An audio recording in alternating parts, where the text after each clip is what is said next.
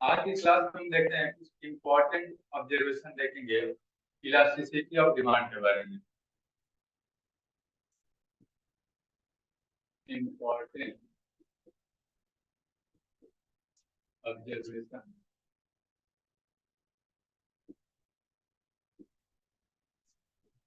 About elasticity of demand.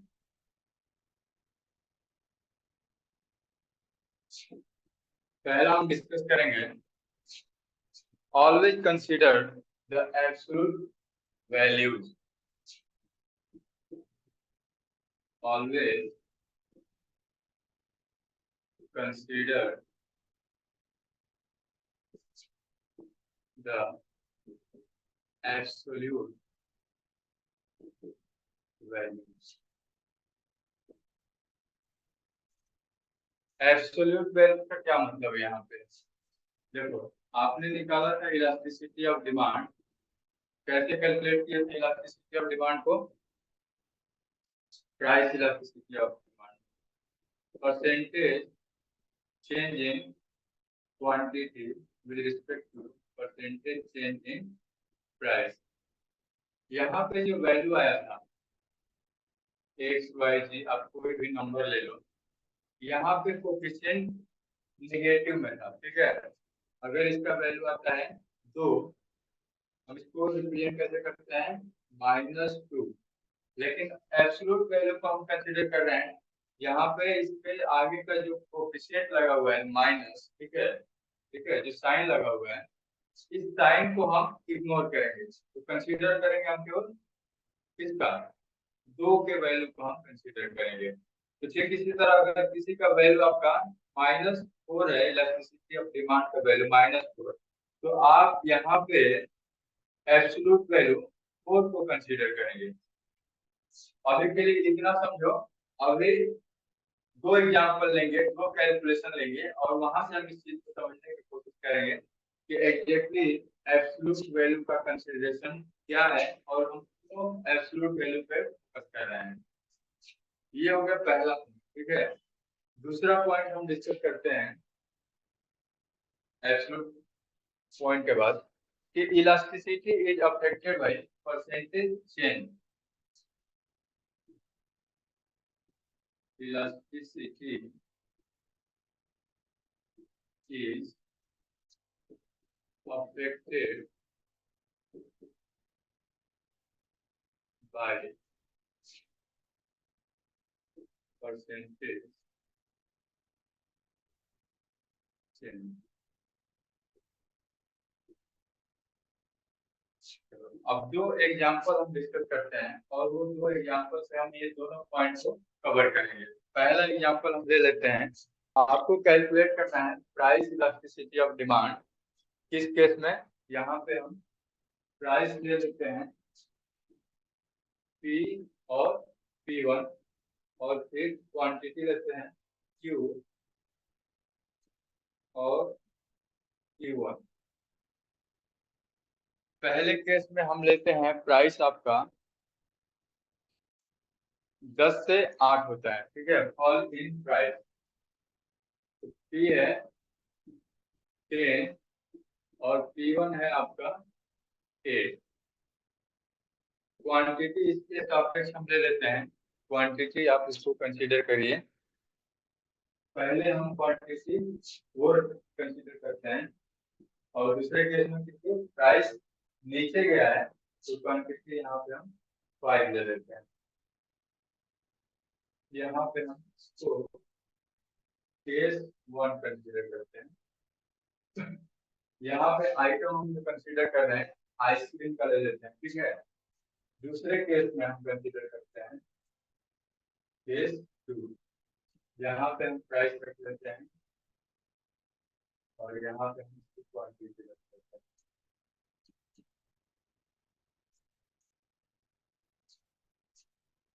P consider करते हैं दूसरे वाले केस में प्राइस राइज। यहाँ पे सेम केस को हम अप्लाई कर रहे हैं 8 और 10। इनिशियल प्राइस ओरिजिनल प्राइस 8 रखते हैं, इवन फॉर्म 10 रख लेते हैं। इस कंडीशन में क्वांटिटी हम यहाँ पे रिवर्स कर देते हैं 5 और यहाँ पे इसकी क्वांटिटी कर देते हैं 4। अब इसको हम सॉल्व करते हैं। कैसे सॉल्व करेंगे? हमें सॉल्व करने के लिए क्या क्या चाहिए? पहले केस 1 को सॉल्व करते हैं। Case 1, elasticity of demand. Simple मैंने बात किया था कि अगर कहीं पे कुछ एक्सप्लिसिटली मेंशन नहीं है तो पीडी मतलब इसको हम कंसीडर करेंगे प्राइस इलास्टिसिटी ऑफ डिमांड।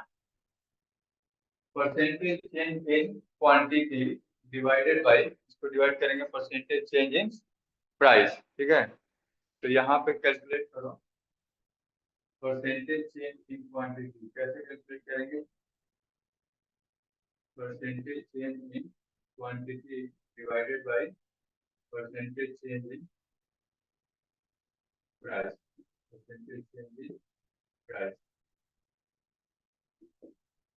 ये percentage change Q1 minus Q change in quantity हो जाएगी और यहाँ पे आप क्वांटिटी इनिशियल क्वांटिटी से डिवाइड कर देंगे, मल्टीप्लाई करेंगे 100 से, ये निकल जाएगा परसेंटेज चेंज इन क्वांटिटी। यहाँ पे P1 divided by P1 minus P divided by P यानी ओरिजिनल प्राइस, ये डिफरेंस निकाल गया, ये चेंज निकल गया और ये ओरिजिनल प्राइस मल्टीप्लाई कर देंगे 100 से, ये निकल जाएगा चेंज इन प्राइस। अब इसको कैलकुलेट करें। Q1 कितना है हमारा पहले केस में 5 और Q कितना है 4। इसके बाद हम प्राइस ओरिजिनल क्वांटिटी में लेते हैं, क्वांटिटी 4 मल्टीप्लाई बाय 100। नीचे हम रख देते हैं P1 कितना है 10 माइनस P1 हमारा 8 है, 8 minus 10 divided by original price 10 into 100। अब जब इसको सॉल्व करेंगे तो ये कितना आ जाएगा 5 माइनस 4, ये क्वांटिटी परसेंटेज आ जाएगा आपका 25 और यहाँ पे आ जाएगा 20%। ठीक है, 8 माइनस 10 आ जाएगा 20%। जब इसको सॉल्व करेंगे तो ये आपका कैलकुलेट निकल जाएगा, हाँ ये है माइनस 20%। ठीक है, तो माइनस 1.25%। अब इस चीज को ध्यान रखें। अब इस चीज पे हम आएंगे थोड़ी देर के बाद। अब दूसरा वाला क्वेश्चन को हम सॉल्व करते हैं यहीं पे। नेक्स्ट स्लाइड में दे देते हैं P1 Q और Q1 8 10 5 4 8 10 5 और 4। अब इसको सॉल्व करते हैं। अगेन हम वही फॉर्मूला यूज करते हैं, elasticity of demand is equal to percentage change in quantity demanded divided percentage change in price. अब इसको कैलकुलेट करें, percentage change in quantity, change in quantity Q1 minus Q divided by Q, that ये होगा percentage, ये वाला part आपका change in quantity, ये पूरा पार्ट आपका क्या है परसेंटेज। ठीक है, अगले में आप कैलकुलेट करेंगे price P1 minus P divided by P, ये वाला पार्ट आपका क्या है चेंज इन प्राइस और ये वाला पार्ट ओरिजिनल प्राइस, ये पूरा पार्ट हो जाएगा परसेंटेज चेंज इन प्राइस। अब यहाँ देखो Q1 कितना है 5, Q कितना है, सॉरी यहाँ पे Q1 आपका 4 है और Q आपका 5 है और 5 से इसको डिवाइड कर देते हैं। प्राइस को देख लेते हैं, न्यू प्राइस कितना है 10 माइनस 8 डिवाइडेड बाय 8 इंटू 100। अब इसका वैल्यू बता दो कितना आ जाएगा। 4 माइनस 5 डिवाइडेड 5 है, ये आ जाएगा ऊपर में 20%, लेकिन ये आएगा आपका निगेटिव, ठीक है। नीचे कितना आ जाएगा 25%, नीचे आपका कितना आ जाएगा 10 माइनस 8 डिवाइडेड बाई 8, ये हो गया आपका 25%। इसको अगर कैलकुलेट करेंगे तो कितना आएगा 20% डिवाइडेड बाई 25%, ये आएगा माइनस में 0.8%, 0.8%, इसका वैल्यू है 0.8। अब कंपेयर करते हैं। सबसे पहला स्टेटमेंट हमारा क्या था, always consider the absolute values.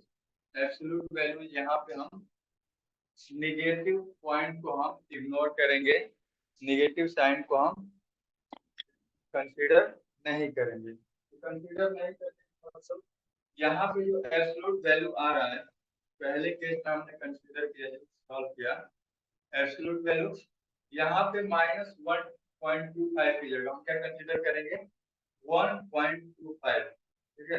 यहाँ पे हम ये परसेंटेज को यूज कर लेते हैं, इसका वैल्यू हो गया 1.25, ठीक है। तो ये दिखा रहा है कि आपका 1% चेंज होने की वजह से डिमांड 1%, अगर हम प्राइस को कंसीडर करें 1% प्राइस में वेरिएशन की वजह से डिमांड में 1.25% से वेरिएशन आ रहा है। ये जो निगेटिव साइन है ये केवल ये रिप्रेजेंट कर रहा है कि डिमांड और प्राइस में इनवर्स रिलेशनशिप है। दूसरे केस में यहाँ पे -0.8 आ रहा है, ठीक है, यानी ये दिखा रहा है कि 1% प्राइस में चेंज की वजह से डिमांड में 0.8% से चेंज आएगा। और निगेटिव साइन यहाँ पे क्या रिप्रेजेंट करेगा, निगेटिव साइन ये रिप्रेजेंट कर रहा है कि प्राइस और डिमांड, क्वांटिटी डिमांड में इनवर्स रिलेशनशिप है। यानी यहाँ पे हम जब इलास्टिसिटी की बात करेंगे तो ये इलास्टिसिटी को आपका दिखाएगा कि ये जितना ज्यादा वैल्यू होगा, कौन सा 1.25, इसको कंपेयर करेंगे 0.8 से, तो ये दिखाएगा कि 1.25 ये ज्यादा है, यानी इस वस्तु की जो इलास्टिसिटी है एज कंपेयर टू सेकंड वाला केस में वो ज्यादा है। तो यहाँ पे अगर आइसक्रीम ले लिया और यहाँ पे हम दूसरा आइटम कंसीडर कर लेते हैं, आइसक्रीम की जगह यहाँ पे कोल्ड कॉफी ले लेते हैं, ठीक है। तो यहाँ पे आइसक्रीम ले लिया और यहाँ पे कोल्ड कॉफी ले लिया, तो आप देखेंगे कि आइसक्रीम की जो इलास्टिसिटी है वो कोल्ड कॉफी से ज्यादा है। क्यों? क्योंकि आपका जो कोएफिशिएंट आया इसको आप कंसीडर करेंगे ये 1.25 है, यानी आप ये वैल्यू से कंपेयर करेंगे, एब्सोल्यूट वैल्यू से, निगेटिव साइन को कंपेयर नहीं करेंगे, ठीक है। तो ये दिखाएगा कि आपका जो गुड्स है जिसका कोएफिशिएंट ज्यादा होगा एब्सोल्यूट वैल्यू में, ठीक है, एब्सोल्यूट वैल्यू में, एब्सोल्यूट वैल्यू में, तो ये आपको बताएगा कि इसकी इलास्टिसिटी ज्यादा है एज कंपेयर टू अगर दूसरा हम वस्तु लेते हैं और उसकी जो इलास्टिसिटी है, इलास्टिसिटी ऑफ डिमांड, उसका कोएफिशिएंट पहले वाले के कंपैरिजन में कम है। इस चीज को ध्यान रखेंगे, ये चीज यहीं से रिफ्लेक्ट होगा। तो इस वजह से हमने क्या बोला कि जो हम कोएफिशिएंट लेंगे, जो आप कोएफिशिएंट लेंगे उस कोएफिशिएंट का वैल्यू क्या करेंगे एब्सोल्यूट में कंसीडर करेंगे, यानी ये नेगेटिव वाले पॉइंट को आप इग्नोर करेंगे। This is just signified the inverse relationship between demand and price. आवाज आ रही है, क्लियर है? हाँ क्लियर है। तो पहला पॉइंट हमारा यहाँ पे क्लियर हो गया कि इलास्टिसिटी को आप किस तरह से कंपेयर कर रहे हैं परसेंटेज चेंज के टर्म्स में। तो अगर सिंपल हम एक और एग्जांपल ले लें, यहाँ पे ले लेते हैं -3% इलास्टिसिटी ऑफ डिमांड, -3 ले लीजिए, और एक elasticity of demand, elasticity of demand -4 ले लीजिए। तो यहाँ पे हाईली इलास्टिक डिमांड किसका होगा, यहाँ पे कमोडिटी एक्स ले लेते हैं, कमोडिटी वाई ले लेते हैं, तो किसका ज्यादा होगा, कोएफिशिएंट किसका ज्यादा है, ठीक है, यानी हम इसको कंपेयर करेंगे, इसको कंसीडर करेंगे, इसकी इलास्टिसिटी ज्यादा है, यानी प्राइस में वेरिएशन होने की वजह से जो डिमांड और फ्लक्चुएशन है वो वाई ग्रुप में ज्यादा होगी एज कंपेयर टू एक्स।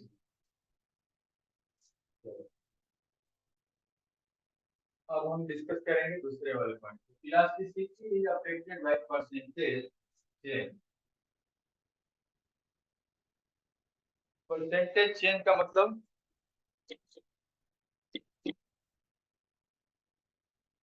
ध्यान दें, इन दोनों केस में देखो, पहले वाले केस में जो प्राइस का डिफरेंस है कितना है, 2। दूसरे वाले केस में भी प्राइस का डिफरेंस कितना है, 2। क्वांटिटी में वेरिएशन प्राइस की वजह से कितना हो रहा है पहले केस में, 1, और दूसरे केस में वेरिएशन कितना हो रहा है, 1। तो अगर आप इसको ऐसे यूनिट के टर्म्स में देखें तो सेम ही चीज लग रहा है, किसी तरह से वेरिएशन इसमें नहीं दिख रहा है, यानी प्राइस में केवल 2 रुपए का चेंज हुआ है दोनों ही केस में, और यूनिट में भी जो चेंज आया है वो 1 यूनिट का ही वेरिएशन आ रहा है। लेकिन जब आप इलास्टिसिटी ऑफ डिमांड निकाल रहे हैं तो आप ध्यान दीजिए कि इस केस में इलास्टिसिटी ऑफ डिमांड कितना है, 1.25। दूसरे केस में इलास्टिसिटी ऑफ डिमांड कितना है, 0.8। यानी इलास्टिसिटी ऑफ डिमांड में वेरिएशन आ रहा है। ये वेरिएशन आने का मेन वजह क्या है, क्योंकि आपने इसका परसेंटेज चेंज कैलकुलेट किया कि परसेंटेज टर्म में कितना चेंज आ रहा है, और इसके बाद आपने इसकी इलास्टिसिटी को कंपेयर किया।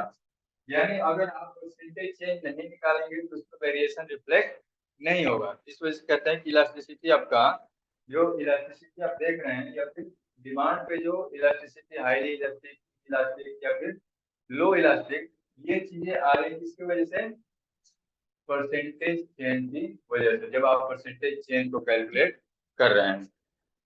तो दोनों ही आप एग्जांपल में देख लीजिए, जो क्वांटिटी डिमांडेड का हमने बताया 1 यूनिट का डिफरेंस है, या फिर दूसरे में अगर प्राइस का देखें तो प्राइस में भी 2 यूनिट 2 रुपीज का चेंज है, वो सेम ही है दोनों केसेस में।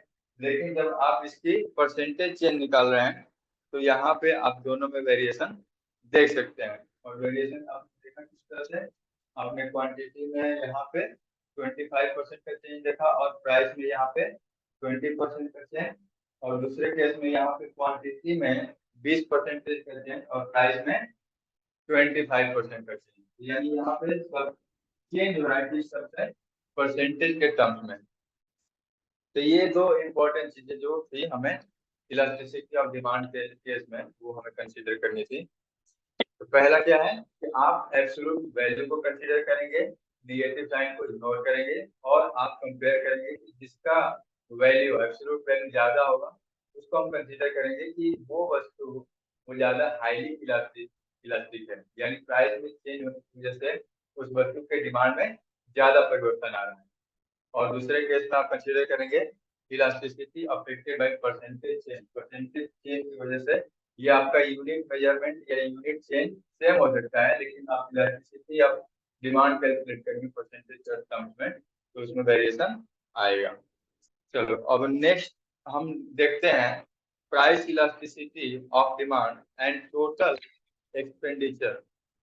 प्राइस इलास्टिसिटी ऑफ डिमांड और टोटल एक्सपेंडिचर में किस तरह से रिलेशनशिप है, प्राइस इलास्टिसिटी और demand and total expenditure and total expenditure. यहाँ पे हम इसके बीच में रिलेशनशिप देखेंगे कि क्या संबंध है प्राइस इलास्टिसिटी ऑफ डिमांड में और टोटल एक्सपेंडिचर में।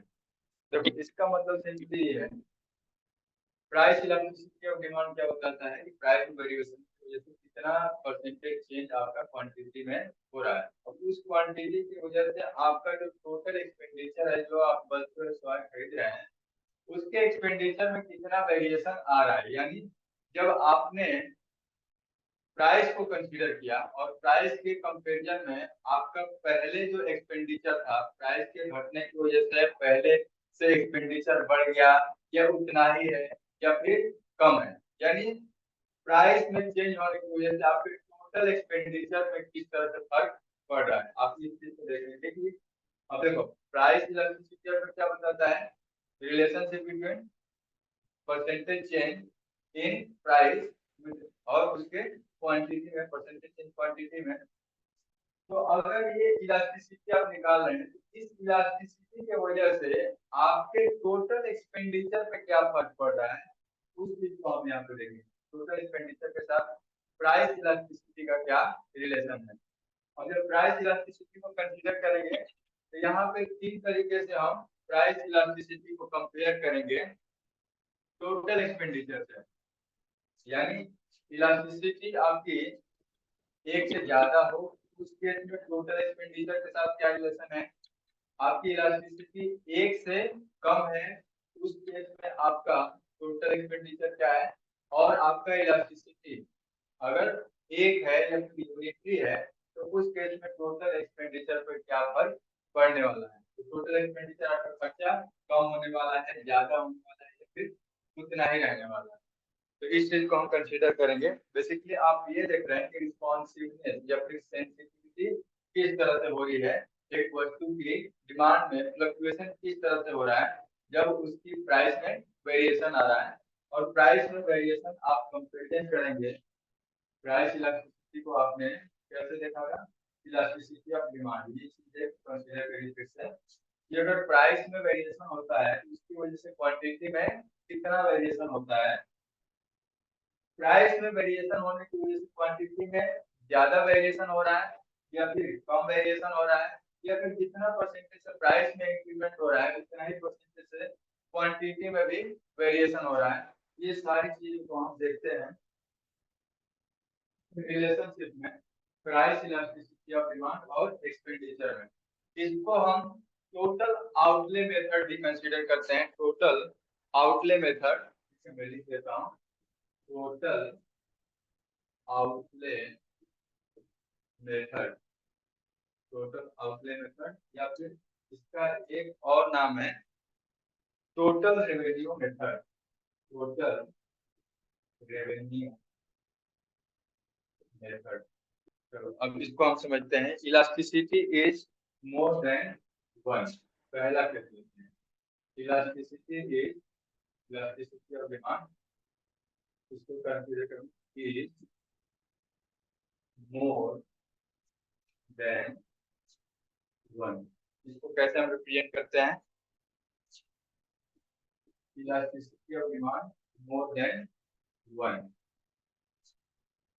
अगर इस केस में देखा जाए तो इलास्टिसिटी ऑफ मोड कैसे डिफाइन करते हैं, एक तरफ आप प्राइस ले लीजिए और दूसरे तरफ एक्सपेंडिचर ले लीजिए, ठीक है।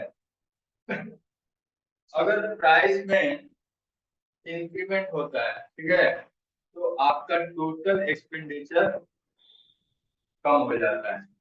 दूसरी तरफ अगर प्राइस आपका डिक्रीज होता है तो टोटल एक्सपेंडिचर आपका इंक्रीज होता है। ये रिलेशनशिप होता है पहले केस में जब आपका इलास्टिसिटी क्या है, मोर देन वन है।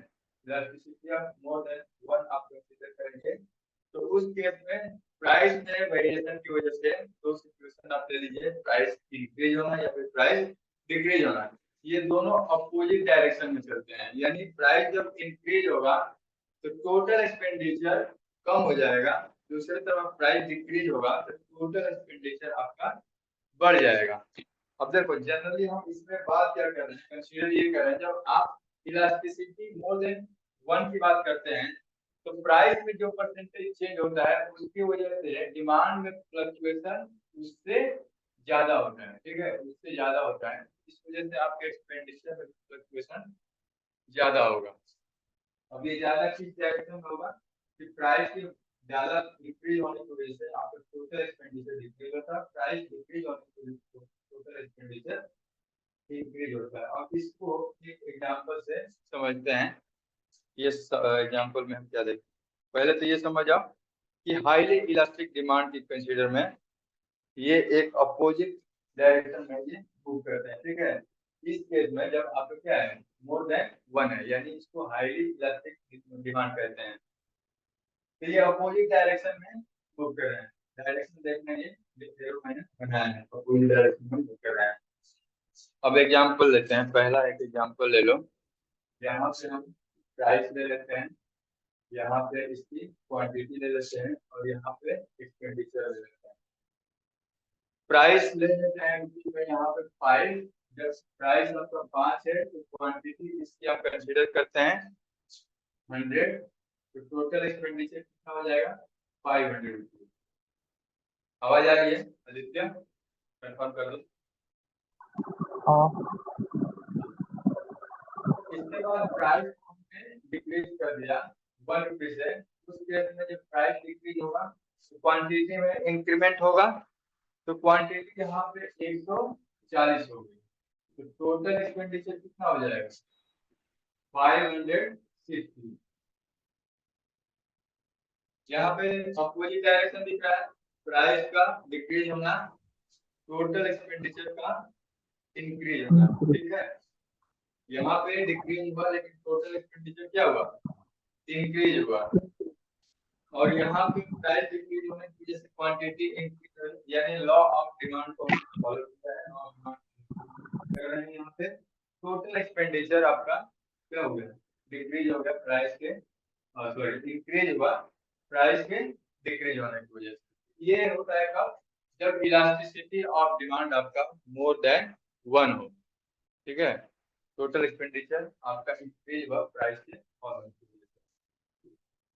दूसरा केस हम देखते हैं, जब आपका इलास्टिसिटी लेस देन 1 है, इलास्टिसिटी is more than 1 हो गया, elasticity is less than 1, इसको रिप्रेजेंट करेंगे elasticity of demand is less than 1। Sir ये इलास्टिक वाला है, इलास्टिक वाला हाइयर इन इलास्टिक। हाँ, ये जो केस है ये इलास्टिक का है, मतलब प्राइस में चेंज होने से आप कह सकते हैं कि डिमांड उतना ज्यादा वेरिएशन नहीं हो रहा है, ठीक है। वेरिएशन होगा लेकिन उतना ज्यादा वेरिएशन नहीं होगा, तो इसको कंसीडर करते हैं इन इलास्टिक डिमांड या फिर इलास्टिसिटी लेस देन 1। अब इस केस में क्या होगा देखते हैं, प्राइस और इसके साथ देखेंगे इसका टोटल एक्सपेंडिचर, ठीक है, प्राइस और एक्सपेंडिचर। इस केस में अगर प्राइस डिक्रीज होता है टोटल एक्सपेंडिचर भी डिक्रीज होता है, प्राइस अगर इंक्रीज होता है तो टोटल एक्सपेंडिचर भी आपका इंक्रीज होता है। यानी इलास्टिसिटी जब लेस देन 1 है तो दोनों एक डायरेक्शन में मूव कर रहे हैं, प्राइस और टोटल एक्सपेंडिचर सेम डायरेक्शन में मूव कर रहे हैं। लास्ट वाले केस में क्या था, अपोजिट डायरेक्शन में मूव कर रहा है, कौन सा, प्राइस और total expenditure opposite direction, price और टोटल एक्सपेंडिचर की हम बात करें, ठीक है। इसको प्राइस और क्वांटिटी से कंसीडर मत करना, प्राइस और टोटल एक्सपेंडिचर की बात करें तो पहले केस में जब मोर देन 1 है तो अपोजिट डायरेक्शन में मूव करते हैं प्राइस और टोटल एक्सपेंडिचर। दूसरे केस में जब आप बात करते हैं यानी लेस देन 1 इलास्टिसिटी में ये सेम डायरेक्शन में प्राइस और टोटल एक्सपेंडिचर सेम डायरेक्शन में मूव करते हैं। अब इसको एक एग्जांपल से कंसीडर करते हैं, यहाँ पे हम प्राइस ले लेते हैं, क्वांटिटी ले लेते हैं और यहाँ पे टोटल एक्सपेंडिचर ले लेते हैं। प्राइस हम 5 यहाँ रख लेते हैं, क्वांटिटी हम 100 रख लेते हैं और यहाँ पे आ जाएगा 500। प्राइस जब इसका हो गया 4, क्वांटिटी इसका हो जाएगा 100 है 20, टोटल एक्सपेंडिचर हो जाएगा 480। यहाँ पे ये देखो प्राइस और क्वांटिटी डिमांडेड है तो लॉ ऑफ डिमांड को हमने कंसीडर किया है, प्राइस के कम होने की वजह से क्वांटिटी की इंक्रीज हुई है, लेकिन अब टोटल एक्सपेंडिचर क्या है, पहले के कंपेरिजन में कम हो गया है, तो यानी इसको कंसीडर करते हैं लेस इलास्टिक या फिर in elastic. Elasticity is less than 1, elasticity is less than 1। तीसरा केस हम कंसीडर करते हैं, तीसरा केस है आपका elasticity is equal to 1, elasticity is equal to 1। तो इलास्टिसिटी इक्वल टू 1 कब होगा, मतलब जितना परसेंटेज चेंज आपका प्राइस में हो रहा है, क्वांटिटी चेंज भी आप उतनी परसेंटेज से आप कंसीडर करेंगे, तो उस केस में आपका इलास्टिसिटी 1 आ जाएगा। तो 1 के केस में, 1 के केस में जो आपका प्राइस होगा और जो टोटल एक्सपेंडिचर होगा, वो आपका टोटल एक्सपेंडिचर आपका सेम रहने वाला है, ठीक है। यानी क्वांटिटी में वेरिएशन तो होगा, लेकिन आपका जो टोटल एक्सपेंडिचर है वो सेम रहने वाला है। यानी आपका जो डायरेक्शन है कम ज्यादा, यानी प्राइस में अगर हम कमी करते हैं या फिर प्राइस में हम इंक्रीमेंट करते हैं, उस केस में टोटल एक्सपेंडिचर हमारा कांस्टेंट रहने वाला है, उसमें किसी भी तरह से वेरिएशन नहीं होगा। द फॉल और rise in the price of commodity does not change the total expenditure, उसमें किसी तरह से बदलाव नहीं आएगा। तो इसको कहते हैं यूनिटरी इलास्टिक डिमांड या फिर इलास्टिसिटी इज इक्वल टू 1, इसको ED is equal to 1, ED is equal to 1। इसका भी एक एग्जांपल हम कंसीडर कर लेते हैं। यहाँ पे प्राइस ले लो और यहाँ पे प्राइस ले लेते हैं, यहाँ पे क्वांटिटी ले लेते हैं, यहाँ पे टोटल एक्सपेंडिचर। प्राइस 5, क्वांटिटी यहाँ पे 100, टोटल एक्सपेंडिचर 500। प्राइस नोट कर लो, यहाँ पे प्राइस क्वांटिटी के सापेक्ष में 125, अभी देखो टोटल एक्सपेंडिचर अभी भी 500। तो ये केस होता है यूनिटरी इलास्टिक का, ये केस होगा यूनिटरी इलास्टिक का, यानी परसेंटेज चेंज जितना प्राइस में हुआ उतना ही चेंज आपके क्वांटिटी में भी हुआ, इसकी वजह से ये क्या है, टोटल एक्सपेंडिचर आपका सेम है, ठीक है। तो इस चीज का ध्यान रखो, जब हम इलास्टिसिटी की बात कर रहे हैं, मोर देन 1, लेस देन 1 और यूनिटरी, मतलब प्राइस में जितना परसेंटेज चेंज हो रहा है उससे ज्यादा आपकी क्वांटिटी में वेरिएशन आएगा, तो उसको आप कहते हैं elasticity more than 1, elasticity more than 1। दूसरे केस में आप लेस देन 1 की बात करते हैं, तो यानी प्राइस में जितना परसेंटेज चेंज होता है उसके कंपैरिजन में आपके क्वांटिटी डिमांडेड में कम परसेंटेज से चेंज होगा। और तीसरे केस में सेम परसेंटेज है, यानी प्राइस जितने परसेंटेज से इंक्रीज या डिक्रीज होगा उतने ही से आपका क्वांटिटी में भी चेंज आएगा सेम परसेंटेज से, ठीक। तो ये आपका कंसीडर करते हैं टोटल आउटले मेथड या फिर टोटल एक्सपेंडिचर मेथड।